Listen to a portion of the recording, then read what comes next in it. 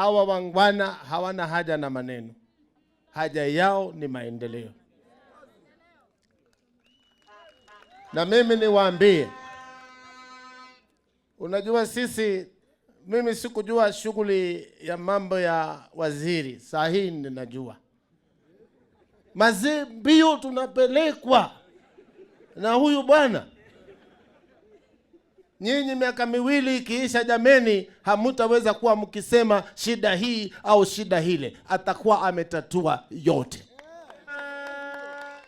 Na ndipo mnasikia akiwaambia wale wenye kupiga mdomo tu, hata wale wameajiriwa na nyinyi, ambaye amesema waende nyumbani kama hawakufanya kazi. Hata wale mheshimiwa rais wako nyumbani na wafanyi kazi, hawawezi kazi, ni kelele, wakae nyumbani bwana. Au sio namna hiyo? Ekana tikuwa. Nimeamrishwa hiyo skuli 9 niweke kitu inaitwa internet ama mtandao. Masoko tuweke mtandao.